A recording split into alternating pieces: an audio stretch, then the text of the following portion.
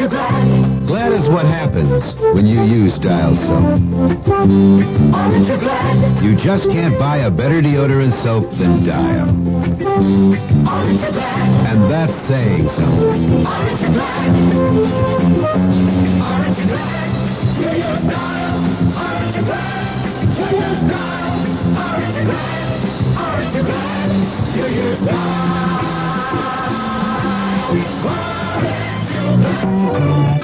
This is Frank Lieber. 2 years ago, the Russians came to Texas to take on the Dallas Tornado in an international soccer match that drew the largest crowd in Texas soccer history. This Sunday, the Mexican national team invades Dallas to meet the U.S. World Cup team featuring Kyle Rote Jr. If you can't make it out to Texas Stadium at 7 p.m., hear the play-by-play broadcast on KRLD. Brought to you by Safeway, your people-to-people store. The CBS Radio Mystery Theater presents...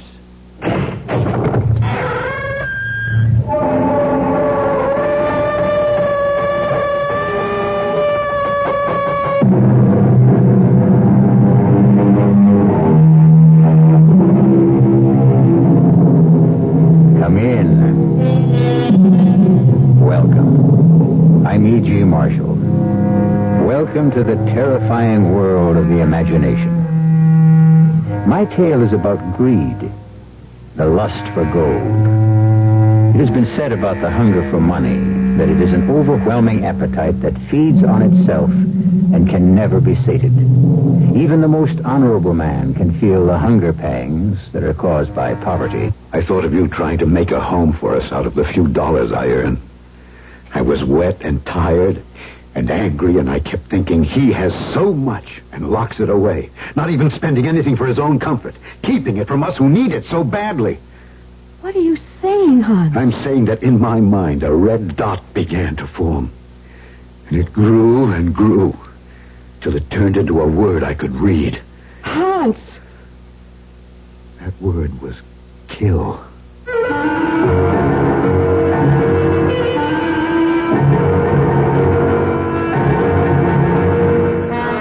Our mystery drama, The Return of Anatole Chevenic, was written especially for Mystery Theater by Sidney Sloan and stars Alexander Scourby. It is sponsored in part by Buick Motor Division and Anheuser-Busch Incorporated, brewers of Budweiser. I'll be back shortly with Act One. The Marine Corps Reserves are looking for a few good men to help keep the peace. We're looking for men who understand that nobody likes to fight, but somebody has to know how. We want men who want to see their children grow up in an age of peace. Men who will do more than wish for it. Men who will work for it. Men who don't need the draft to know there's a job to be done. Men who ask themselves what they can do for their country and do it.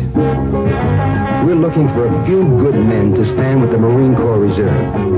No shortcuts, no compromises, no promises except one. You'll be a Marine, and you'll be ready. That's the job of a peacekeeper.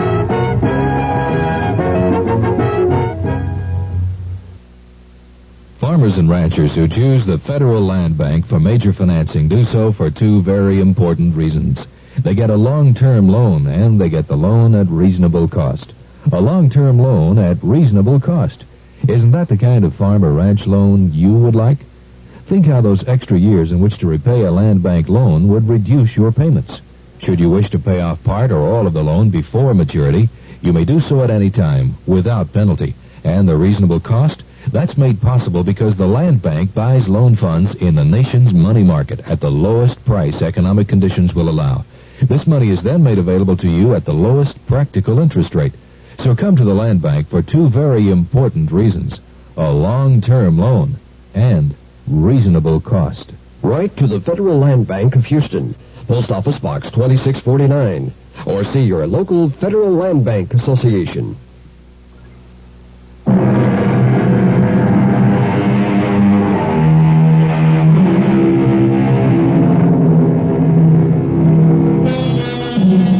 It was a cold, rainy evening in late fall that found Hans Chevenic pressing forward, leaning into the wind, down the dark side street in the poor section of the town where his uncle Anatole lived and ran his junk business. It was with a feeling of relief that he made the shelter of the overhang of his uncle's porch. He paused, more out of reluctance to face the man than fatigue from his long, wet walk. Oh, you! Wonder you bothered to come at all. I got a good mind to slam the door in your face and tell you to go back where you came from. I'm sorry, Uncle Anatole. I'm sorry, Uncle Anatole. Well, come in. And shut the door. You get my house all wet. When I ask you to come at 7, I don't mean 7:30. Look, I don't get through with my other job until 6:15. Only takes 30 minutes to get here on the bus. Uncle, it was raining. All right, raining. I know that. So let's drop that and get down to work. You're to go down into the cellar and start bringing up all the copper scrap piled up there. Then I want you... Uncle, well, what is it now? Vicky made a sandwich for me. I haven't had my supper yet. Always some excuse to stall. I'm not stalling. Well, go ahead, eat. Don't waste more time talking about it. Well, what do we got there? Just some bread and a piece of cheese. Curse to me that I haven't had anything since this morning.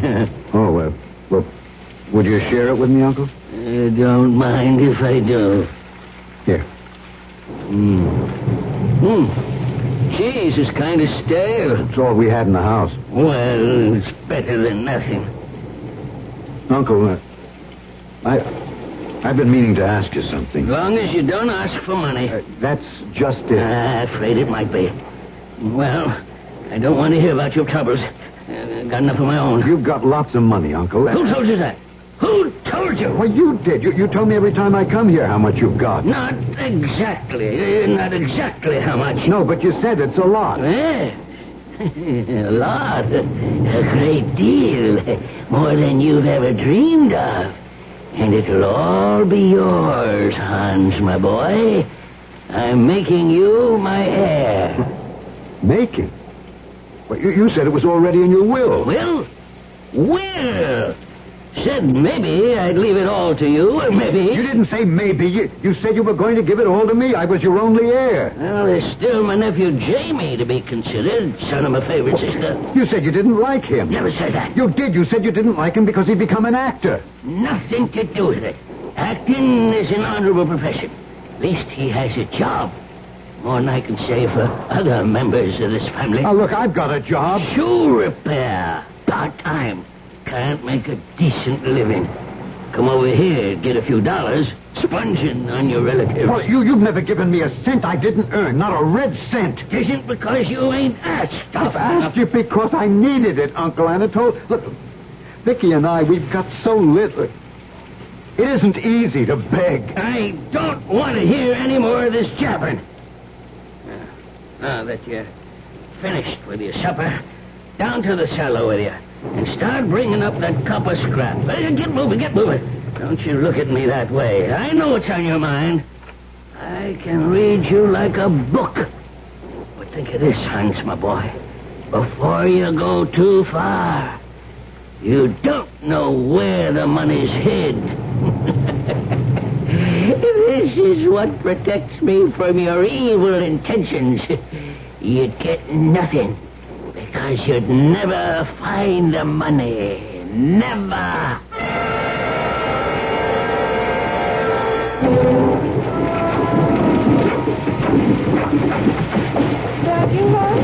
Yeah, Vicky.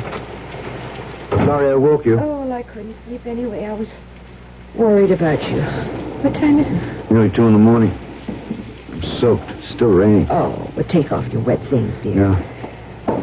Uncle Anatole kept you late tonight. Worked me late, you mean? He's taking advantage of you, Hans. I know it. He knows it. Paying you so little and holding that inheritance in front of your nose like a carrot in front of a donkey so you'll go on working. That's what I'm turning into, a donkey, a beast of burden. Suppose he decides to give it to somebody else when he dies. He can't. What do you mean? He can give it to anyone he wants to. To your cousin Jamie? To anyone, to charity? He wouldn't give it to charity. He doesn't know the meaning of the word. As for Cousin Jamie, I know something he doesn't know. Jamie is dead. dead? Yes. When? How? About 6 months ago, he was killed in an automobile accident in San Francisco. I wrote and got all the details. Car caught fire after crashing. He was identified from papers in his wallet. Then you're bound to get the money. When? Well, when he... Dies? Couldn't you persuade him to give you some of the money now? I suggested that tonight. He flew into a rage, accused me of planning his death. Oh, he didn't mean... He meant it. He as much as said the only thing that was keeping me from killing him was the fact that I didn't know where the money was hidden. Oh, that's ridiculous. It's almost comical. That's the way I felt about it when he said it. I was hurt that he would even joke about anything so horrible. Oh, Hans. Knowing you the way I do, knowing the kind of man you are, how kind you are, how gentle. The whole thing's utterly impossible. Is it? Hans. You know, coming back on the bus, I thought of what he'd said. You know, I thought of you trying to make a home for us out of the few dollars I earn. I was wet and tired and angry inside. I kept thinking he has so much and he locks it away, not even spending anything for his own comfort, keeping it from us who need it. What are you saying? I'm saying that in my mind, a small red dot began to form. It grew and grew, and then it turned into a word that I could read. Hans. That word was kill.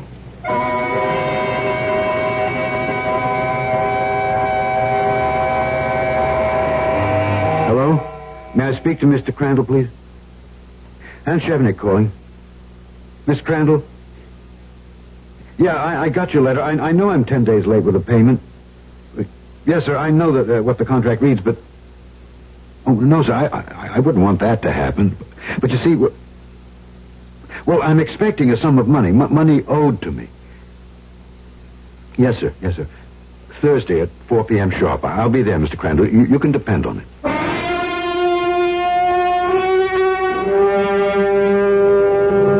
You'd like to see me dead and in my grave so you could have my money. No, I never said that, Uncle Anatole. I can read your thoughts, Hans, and they are filled with hate for me. I am your heir. It doesn't matter if you like me. I'm your only heir. I'll get your money. Jamie would get it. He's dead. Killed in an auto accident. You're lying. Lying to deceive me. But you'll never get the money. Oh, you miser. You've taken advantage of me. You've worked me hard. You've paid me so little it hardly mattered. Now I'm going to get what you owe me. Put down that gun. Put it down. You're going to get me the money now. Now, or I'll kill you. You won't find the money. It's my money. It's my money. You promised it to me. What? Vicky, is that you? What are you doing at Uncle Anatole's house? Hans, you're at home. What? You've been having a bad dream. A dream? Oh, thank the Lord. I'm so glad it was just a dream. You were talking about Uncle Anatole. Oh, heaven help me. I dreamt that I was going to kill him. Oh, my poor Hans. What a terrible dream. You could never do such a thing. No, darling, I could never do any such thing.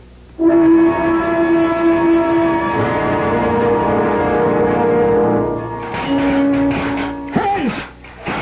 Yes, Uncle Anatole? Not finished yet? No? How long do you have to stall when I'm not watching you? I wasn't stalling. Well, leave that iron scrap and come upstairs out the cellar. I got something for you to do here. Uncle Anatole, I wonder if you'd mind if I left a little earlier tonight. You can take it off the money with the money I've got coming to me. I don't mind. I don't mind if you never come back for that matter. Work too much for you? No, please. Look, Vicky is sick. She was running a fever when I left. Sure. Here, take your money and get out. And don't bother to come back. What? Oh, please, Uncle Anatole. It's only because I'm worried about Vicky. Sure. Pick up your stuff and get out. You don't believe me. Look, Uncle, I need the work. I'll come early tomorrow There ain't going to be no tomorrow for you, Hans. I don't want to see your face again. But, Uncle... Out, you understand? Okay, I'll go. I'll go. For years you've held the inheritance money over my head to make a slave of me. But now I realize the truth. There is no money. There never was. You've lied to me to get me to work for you. No money, eh? No money, you say? Well, now that I know your true feelings about me, I'm going to show you the money. What? I'm going to show you what you've lost with your suspicions, your nasty, evil suspicions. Follow me. You're not more than 10 feet away from your inheritance. What? That you will never get. Here. Give me a hand with this big chest. Push it. Uncle... Just shut up. Give me a hand with this heavy old chest. Come on. I'm sorry that Just keep your mouth closed and help me push. Come on. All right. Push. There. That's enough. Now, scrape that dirt where the chest was standing. What? Go ahead. Oh. There's a trapdoor here. Yes, a trapdoor. Here, here's the key. Take it. Now open the trapdoor.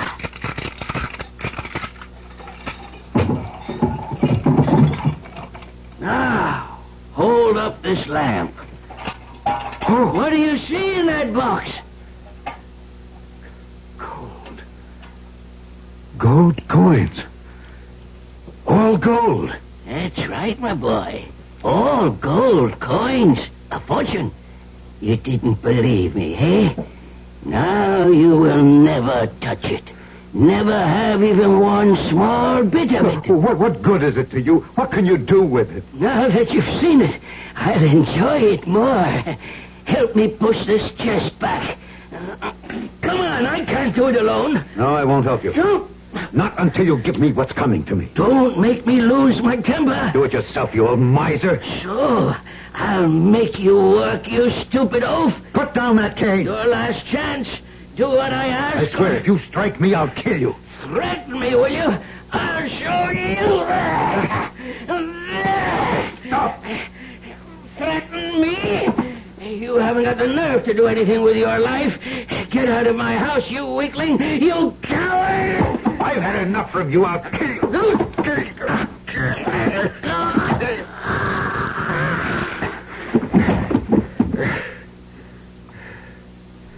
Uncle. Uncle. Speak to me. No. You're not dead. You're not dead.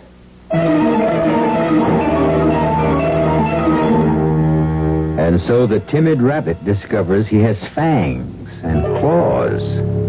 In that moment of decisive action, there was one thing that did not occur to Hans Chevenic. How could he explain what he had done to his wife, who believed in him and trusted him? How could he tell her that he had killed?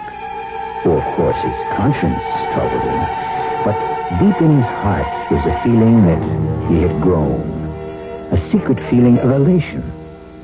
I'll be back shortly with Act 2.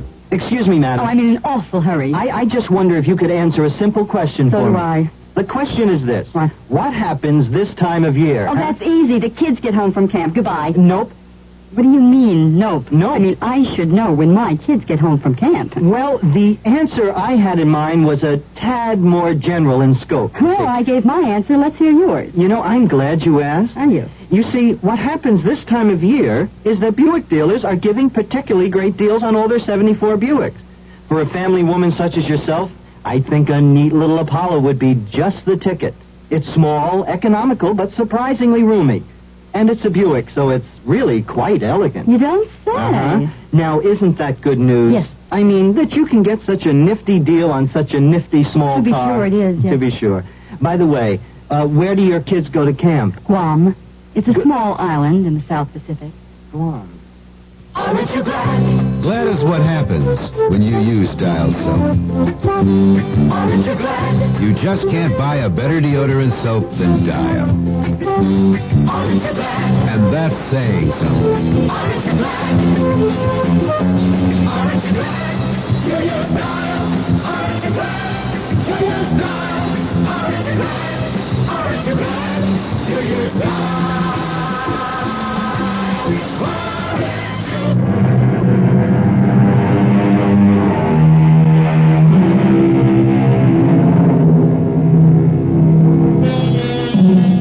When Hans Chevenic returned home that night, he slipped into the house as silently as he could.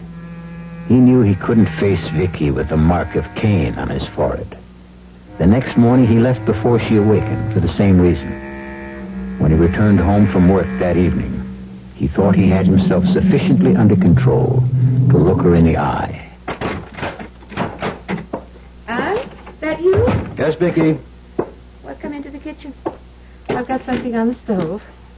Oh, it sure smells good. Well, I made a little stew for you. It's ready any time you are.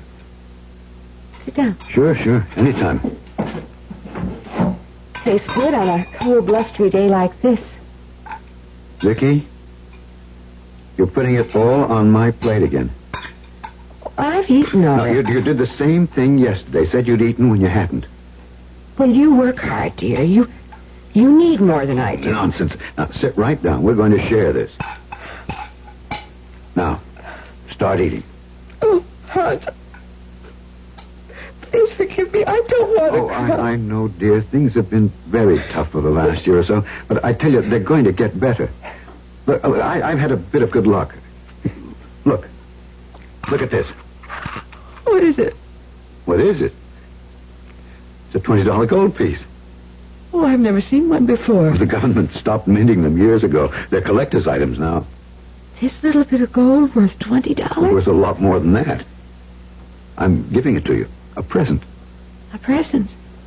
Well, what could I do with it? Keep it. Or sell it. It'll bring quite a bit. Well over $200, I think. Hans, where did you get it? I found it.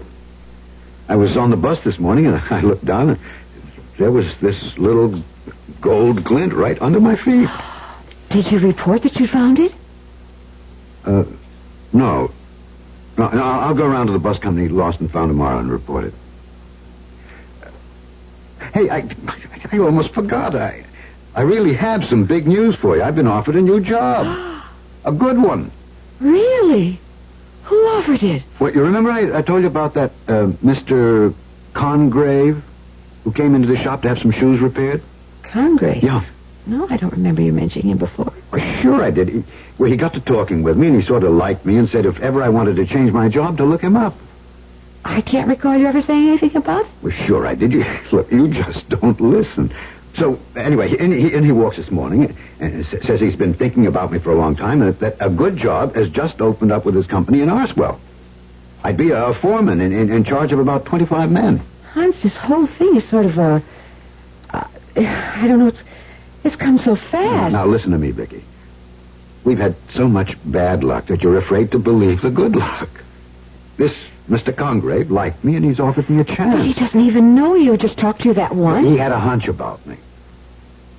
Honey, look, let's not turn this one good thing that's happened to us into a question and answer game. Now, there's only one thing about the job you might not like. I'm going to be away from you for a couple of months until the job is set. You understand? Well, if that's the way it is, that's the way it has to be. Oh, come on. Let me see a smile on your pretty face. That's better. Things are going to be all right from now on. Trust me.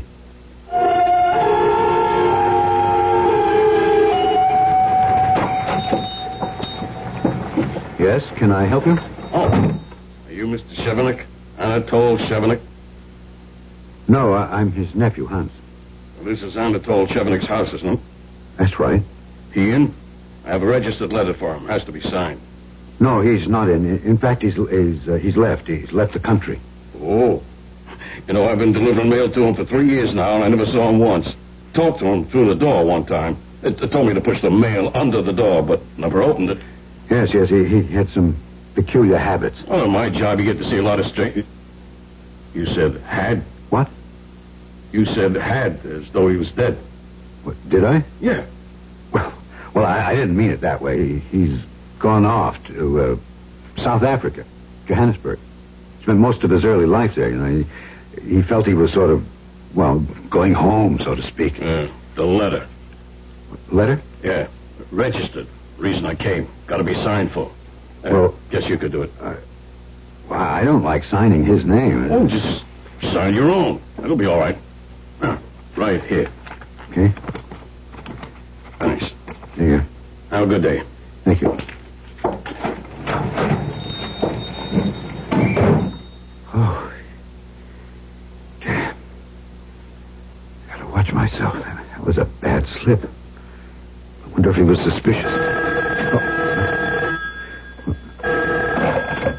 Hello? Hello. May I speak with Anatole Chevenic, please? Well, he's not here. What do you mean he's not there? He's gone. He's left the country. Gone? He didn't say anything to me about leaving. I spoke to him just 2 days ago. Well, yeah, it was all very sudden. He left probably after you talked to him. Very strange. He said nothing about any plans to go away. Where did he go? Africa. South Africa. What? South Africa? Yes. You see, he'd spent the better part of his early life there, Johannesburg. I never heard that. Who are you? I'm his nephew, Hans Chevenic. Oh, Hans Chevenic. Yes. Well, I was really looking for you when I called here. Well, looking for me? Who is this? Surely you can't have forgotten so soon. I thought you would be in Oswald this morning, starting on your new job. What? How did you know? Oh, you must have spoken with my wife. She expected me to be there. As a matter of fact, I would have been there if it hadn't been for the sudden departure. Of Uncle Anatole? Yes, it sort of changed my plans. Strange the way you said that. What? Sudden departure.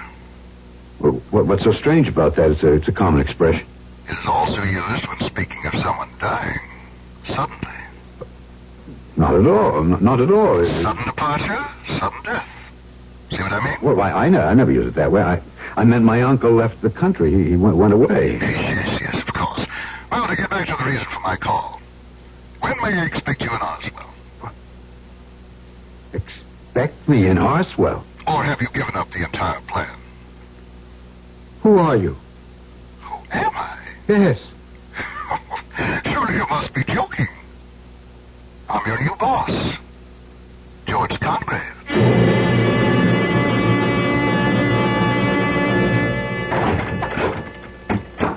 Hello? Who's there? It's me, dear, Hans. Oh, Hans. I wasn't expecting you when I heard the front door open. It's all right, Vicky. Hans, what happened? What do you mean? Well, you were supposed to be in Arsville, weren't you? When you left the house Wednesday morning, you said you were catching the bus to Arsville to take the new job. Well, But you didn't go. No, I stopped off to tell Uncle Anatole that I wouldn't be back, that I was quitting my job with him. Oh, that was very foolish. There wasn't another bus till 2 o'clock in the afternoon. How were you to get to Arsville in the new job? Look, Vicky, I suppose it didn't make good sense to stop off without thinking how I was going to get to Arsville afterwards. Well, I was so surprised when the next morning Mr. Congrave came to the door and wanted to know where you were. Congrave came to the door? What did he look like? Middle-aged, nicely dressed. Asked for you. I knew who he was immediately, and I got terribly worried about you. Vicky, how did you know it was Mr. Congrave? Well, I knew, that's all. I just knew. Did he tell you his name? Did he introduce himself first? I don't know. How could I remember that? Suddenly I was calling him Mr. Congrave, that's all. Vicky, listen to me. It's very important for me to know whether you called him Mr. Congrave or he told you that his name was Congrave. I can't see that it makes any difference. It was Mr. Congrave, and he was asking for you. Okay, all right. What do you want to know? He wanted to speak to you. He seemed very concerned. Perhaps because you failed to show up for work. Did he ask about Uncle Anatole? Uncle Anatole? Yes. How would Mr. Congrave know him? Evidently he does. He knows him very well. He called me there at Uncle Anatole's house. I don't understand. Now, what does it all mean? I don't know, Vicky. I wish I did.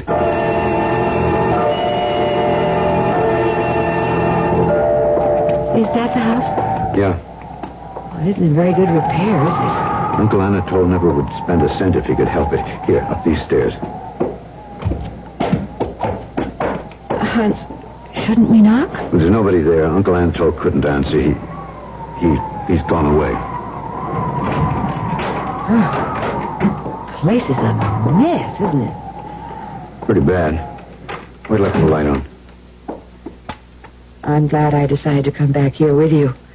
I'll be able to get some semblance of order restored. Is Uncle Anatole selling this house? I guess so. He said he wasn't coming back. Then it makes sense to clean it up. Better chance of selling it. You wanted me to come here with you, didn't you, Hans? Well, I didn't want to come alone, Vicky. Now, just a broom and a bucket and water, and I'll start. Have any idea where he keeps the cleaning things? No, dear. You'll just have to search around till you find them. I'm going down cellar for a while. All right, Hans. Oh, Hans. What is it, Vicky? What have you done about Mr. Congrave? What do you mean? Well, what about the job? You were supposed to start 3 days ago. What will Mr. Congrave think? I don't care what he thinks. Now, look, please stop asking questions, Vicky. All you do is question me. But I don't understand what's going on, Hans. Neither do I. But there's something in this house. Still here. And it belongs to me. And I'm going to get it.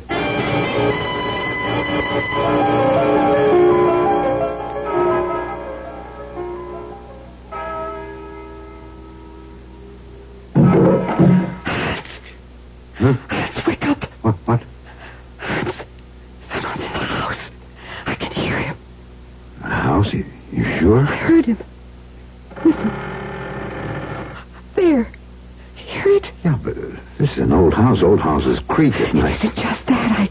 I heard something. Someone bumped into something in the dark. I don't believe there's anyone there, but I'll go take a look. Do you have a flashlight? No, I'll just switch on the lights downstairs. Do you want me to come with you? If you want to, come on. I'll feel along the wall for the light switch. Hold on to my arm. Here, I've got it. I don't see anything out of the ordinary. It's probably just your imagination. You know, those noises. No, I heard something. Well, no one's in the house as far as I can see. Come on, let's go back to bed. All right, Hans. The phone. At this hour? I'll get it. You stay here. Yes? Hello? Anatole Chevenic? He's not here. Oh, he's there. He's there all right. But he isn't able to answer. Is that what you mean? Please, what do you want? I told you. I want to speak with Anatole Chevenic. He can't speak with you. He's not here. Is this Hans Chevenic? Yes, this is Hans. Hans, this is George Congrave. No, there is no George Congrave. He's just a lie. A lie I told my wife. There is no George Congrave.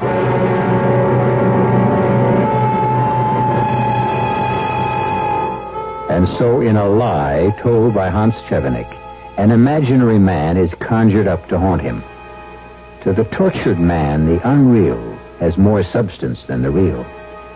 With the guilt of a murder on his conscience and his fear of the apparition that follows him relentlessly, can his mind stay in balance? I'll be back shortly with Act 3.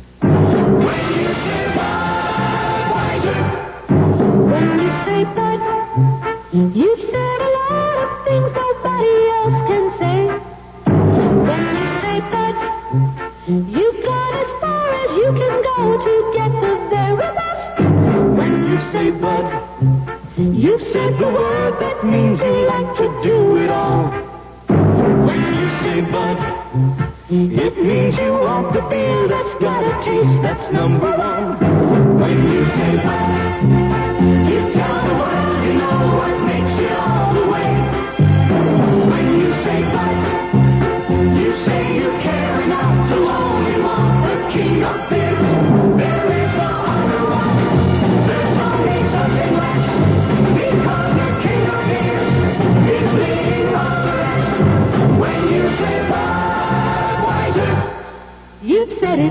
Anheuser-Busch, St. Louis. Hot dog, Armour hot dog. What do kids put on Armour hot dogs? Mustard, ketchup, lots of relish too. Pickles, onions, even peanut butter too. Hot dog, Armour hot dog. The dog kids love to bite. KRLD and 92K are now accepting applications for our Broadcast Scholarship Program. This spring's scholarship winner will receive a complete course in broadcasting, including announcing and engineering, at Elkins Institute here in Dallas. The program is open to any man or woman interested in broadcasting as a career. For application details, call the Scholarship Coordinator at KRLD, 634-1080, during business hours. That's 634-1080.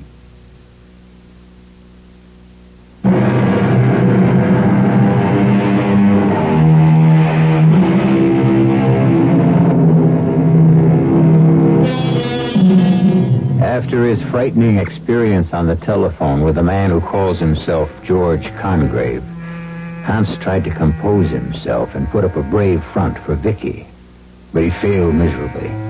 He felt an overwhelming urge to confess his crime, throw himself at her feet, and ask for the comfort of her forgiveness. But he was afraid that she would be so repelled by the horror of what he'd done that she would turn from him forever. He got out of bed and paced the floor. Hans? Huh? What, Vicky? Don't you want to talk to me? No. Come here, Hans. Sit on the bed, please. Oh, Vicky, what's the point of talking? All that complicated story about the job in Arswell. Lies. And about Mr. Congrave. Lies. There's no such person. It's just a name that came to me. I used it, that's all. But I met him. Talked to him. You've talked to him on the telephone. There's no such person. It's a lie, I tell you. He doesn't exist. But he does. We both know he does. Vicky, please stop insisting on that or I'll... My mind is spinning. Vicky, please. Oh, Hans. You've got something terrible on your conscience. First, there was that gold coin that you said you found on the bus. Now, you didn't find it, did you? No, that was a lie, too. Then I know it all now. It all fits together. I know what it is you've done. Oh, my God. You've stolen your uncle's money. What? Oh, stolen. Stole, if that were all. No, Vicky, it's worse. Much worse. I've committed a murder. I killed him. I killed him.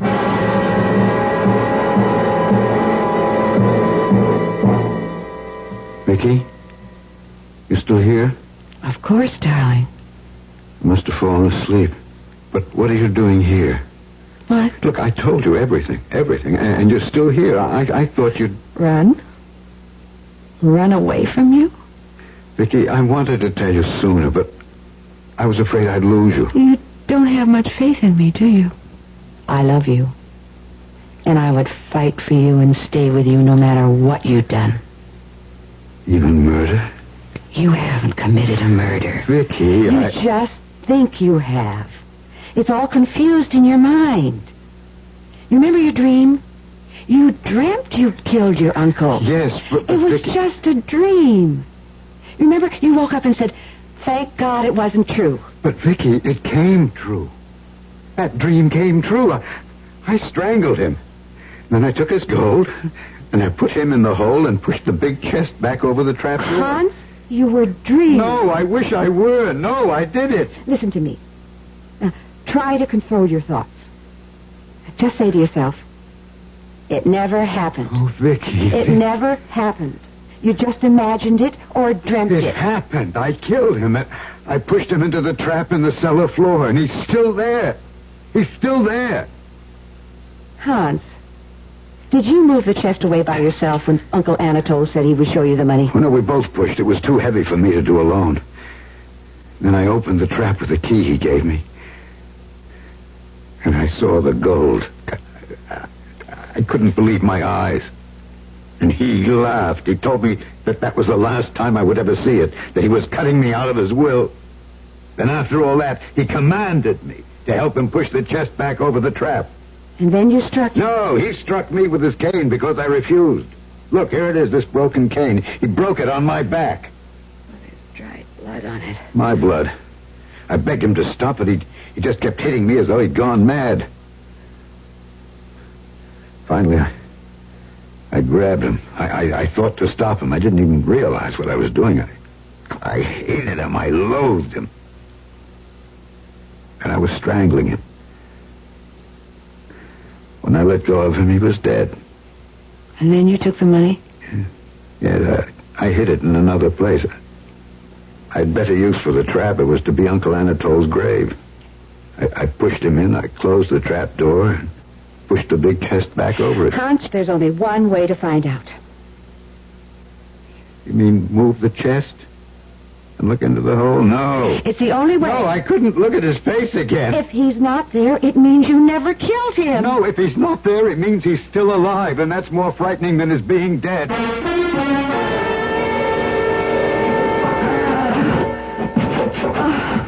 Oh, it's not moving, not an inch. No, it won't budge. It's helpless. We can't move it. Oh. Look, maybe I can use this big iron pipe. If I can get it under the edge of the chest and lift it, using it for relief.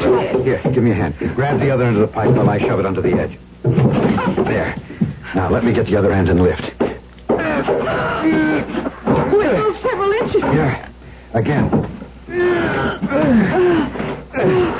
Again. Only a few inches more, Hans. There. Oh, it's off the trap door. That's the key. Have you got the key? It's not locked. I never locked it. Open it. What? Hans! He's gone. Anatole is gone.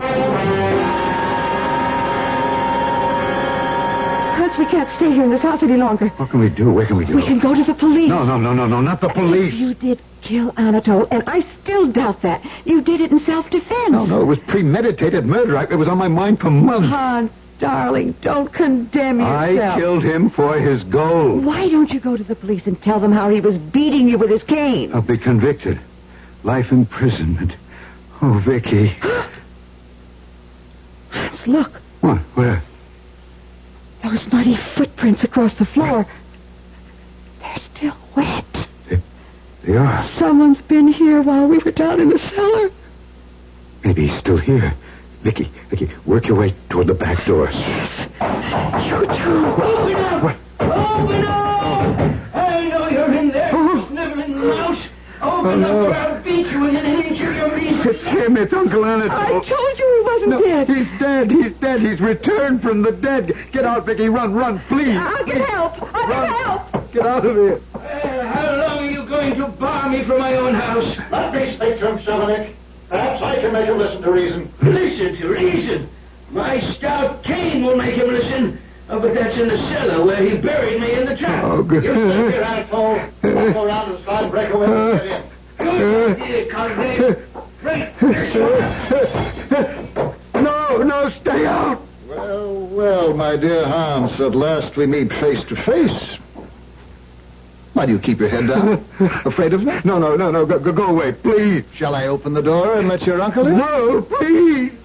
Come. That's not very hospitable of you, considering it is his own house. Please don't let him in. He is in, Hans. In the hole you put him in after you killed him. You did kill him, Hans, and stole all his money. That's true, isn't it? Yes, I confess it's all true. Look up. Look at me. There, that's better. Jamie. No, but you're dead. You were killed in an accident. False identification, cousin. No, I'm very much alive. And Cousin Jamie has come to collect his inheritance. Now, where did you hide it? Inheritance? Uncle Anatole's out there. I heard him. You seem to have forgotten my very special theatrical talents. I did the voice of Uncle Anatole. Listen. Stalling. Never an honest day's work. I was also your new employer, George Congreve. It was you, yes. Vicky mentioned that name to you. Told you everything. That's how you knew. And now I want my money. I knew Uncle had the gold hidden someplace. I came here to find it. But I found that you had been here ahead of me. I could see where the chest had been moved in the cellar, and that's where I found our dear, dear dead Uncle Anatole. In the trap. Now, I know you have the gold, and I want it right now. It's mine.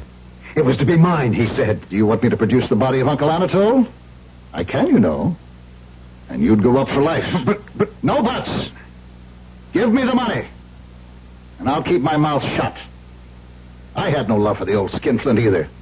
I just want my inheritance. Nothing I can do? Nothing. Just take me to the gold. All right, come with me. I've got it hidden in the cellar. See those old iron pipes piled over there? In there? Yeah. I stuffed old waste paper, some rags, some scrap iron in the end of the pipe to conceal the gold. I've got to hand it to you. I searched this house from one end to the other night. I knew the gold was here. It was too heavy for you to carry away with you. But I never thought of the pipe. Well, now, let's see. Turn around, Jamie. What? Hans! Put down that iron bar, Hans! Gold is mine. He promised it all to me. Look! I'll split it with you. Half for you. No!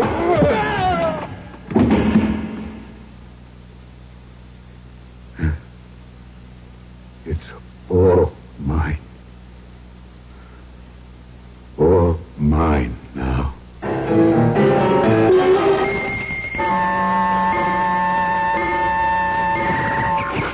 Nice day. I'm glad you could come. Oh, I never miss the second Thursday in each month, Doctor. I think he looks forward to it. Do you think he really knows? Well, sometimes I feel there is a glimmer, a slight glimmer. There he is. You got him working with the gardener. He seems to like flowers. Hans? I don't think he knows his name. Let him see you. Hans? I brought you something. A present. Something sweet. Oh, thank you. You're a nice lady. Here's a flower for you. Yellow. Like a piece of gold.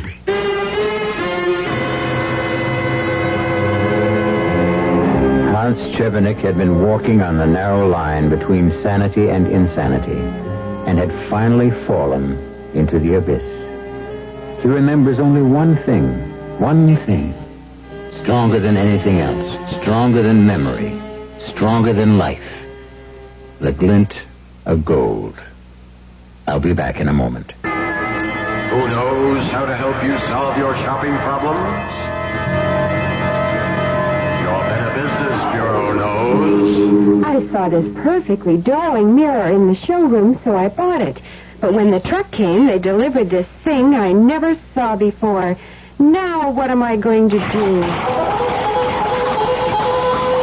I'll tell you what to do, madam. But who are you? I'm the man from the Better Business Bureau. Now, the first thing to do is to call the store manager and tell him what happened. But in the future, when your merchandise is delivered, you should examine the item before the delivery truck leaves. And if it's to be delivered from a warehouse, have a clear understanding with the dealer that unless it is the same as the sample shown to you, you will not accept it or pay for it. Oh, thank you. Just part of my job, madam, to help people with their shopping problems.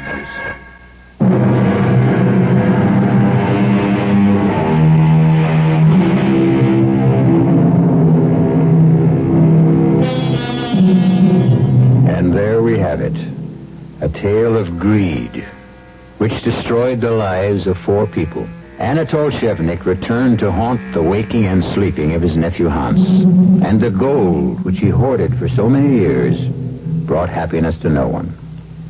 Our cast included Alexander Scourby, Anne Petoniak, Gil Mack, and Sid Sloan. The entire production was under the direction of Himan Brown. Now, a preview of our next tale.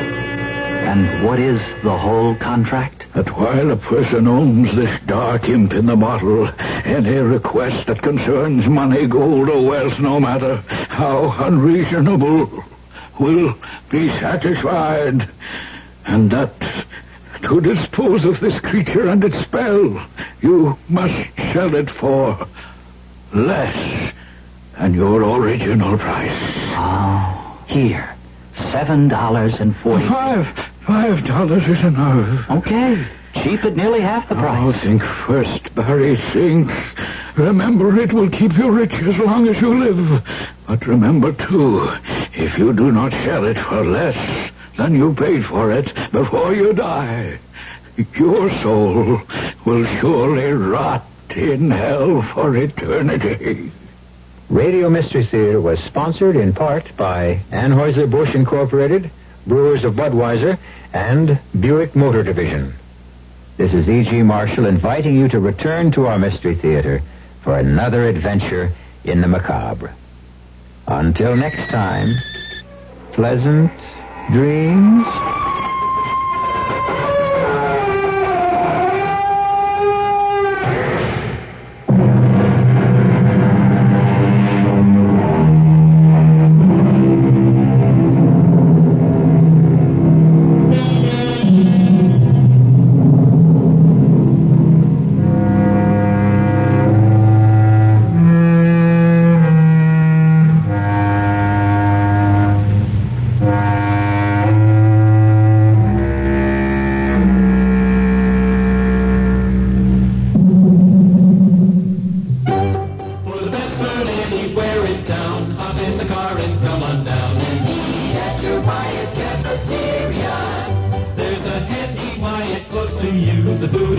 And Fritz